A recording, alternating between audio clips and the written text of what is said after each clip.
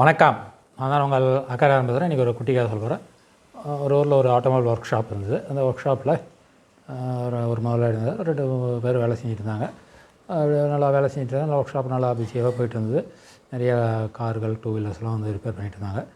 அப்படி இருக்கும்போது ஒரு நாள் அதில் ஒர்க் ஷாப் பண்ணுற ஒரு ஆள், ஒரு வேலை ஆள் வந்து முதலாளியை பார்த்து வணக்கம் சொல்லிட்டு, முதலாளி எனக்கு கல்யாணம் ஆக போகுது, இந்தாங்க இன்விடேஷன், பொண்ணு பார்த்துக்கடா, ரொம்ப வசதியான இடம், அதனால் இதுக்கு மேலே நான் வேலைக்கு வருவேனான்னு சொல்கிறது இல்லை, நான் வேலைக்கு வரமாட்டேன் அப்படின்னு சொல்லுவார். சரிப்பா, சந்தோஷம், ரொம்ப சந்தோஷம், நல்லா போய் வாழ்க்கை செட்டில் ஆகி நல்லா இரு அப்படின்னுவார். உடனே அவர் பத்திரிக்கை கொடுத்துட்டு போயிடுவார். அப்புறம் இன்னும் ஒருத்தர் தான் இருப்பார். அவருக்கு கொஞ்சம் கடுமையான வேலை. ஒரு ஆள் தான், 2 பேர் எடுத்து வேலை செஞ்ச இடத்துல ஒரு ஆள் இருக்கார் இல்லையா, அதனால் கொஞ்சம் கடுமையான வேலை இருந்தது. அந்த இருந்தாலும் கடுமையாக அதுக்கு இருந்தாலும் ஊதியமும் கொடுத்தாரு. அவர் பார்த்துக்கிட்டே இருந்தார். அப்படி பார்த்துருவோம். திடீர்னு ஒரு நாள் அந்த ஏற்கனவே வேலை செஞ்சார் இல்லையா, கல்யாணம் ஆன போகிறேன்னு, அவர் வந்தார். வந்துட்டு அந்த பையனை வழியில் பார்த்தாரு. என்னடா எப்படி இருக்காருன்னு கேட்டார். நான் அங்கே தான் வேலை செய்கிறேன்னு. இன்னும் அங்கேயே வேலை செய்கிறியா, வேறு இடத்துக்கு வெளியில் எங்கேயா போய் சுயமாக கடை வச்சு சம்பாதிக்க வேண்டியதான், அங்கேயே கஷ்டப்பட்டுக்கணும் வேறு அப்படின்னுவார். இல்லை, எனக்கு என்னுடைய பொருளாதாரத்துக்கு நான் இங்கே தான் வேலை செஞ்சால் தான் எனக்கு சரியாக இருக்கும், நான் எங்கேயும் வேலையாக வரலான்னு.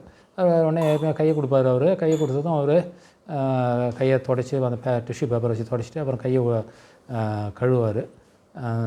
அந்த புதுசாக கல்யாணம் ஆனவர் அப்படி பார்ப்பான். என்ன பார்க்குற நீ, உன் கை ஒர்க் ஷாப்பில் வேலை செஞ்சுட்டு வந்துட்டு உன் கையெல்லாம் அழுக்காகுது, அந்த கையை அழுக்காட நான் காரில் போக முடியுமா, கார்லாம் அழுக்காயிடும், புது கார் அது அப்படின்ட்டு ரொம்ப பெருமிதமாக சொல்லுவார். அப்புறம் அதே நேரத்தில் வாய நீ கார்லேயே ஏறிக்க மாட்டேன், வா நான் இந்த காரில் ஏறிக்க மாட்டேன், ஒரு காரில் அப்படி ஒரு ரவுண்ட் அடிச்சுட்டு வரேன் அப்படின்னுவார்.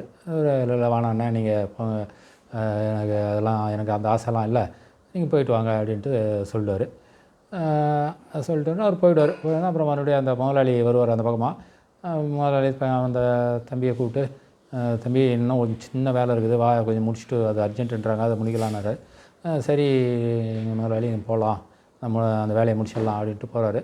போகும்போதே சொல்கிறாரு, இது மாதிரி பழைய தம்பி அந்த வேலை செஞ்சார் இல்லையா, அவர் வந்தார், இது மாதிரி சொன்னார்ன்ற விஷயத்த சொன்னார். சரி, அதை பற்றிலாம் எனக்கு கவலைப்படாத, உனக்கு ஒரு நல்ல காலம் வந்தோன்னா நீ நல்லா இருப்ப, அவங்க உழைச்சி சம்பாதிக்க தான் நமக்கு உடம்புல விட்டோம், அது அதிர்ஷ்டம் திடீர்னு வந்ததெல்லாம் நிலையாக இருக்காது, அதனால் நீ அதை பற்றிலாம் கவலைப்படாத, நீ கடுமையாக உழைச்சின்னா அதுக்கு உனக்கு நல்ல சிறப்பான எதிர்காலம் இருக்கும், அதை பற்றிலாம் நீ கவலைப்படாதன்னு சொல்லுவார். என்ன தெரியுன்னா, வாழ்க்கையில் வந்து அதிர்ஷ்டம்ன்றது எப்போயா வரும், அது நிலையானதில்லை.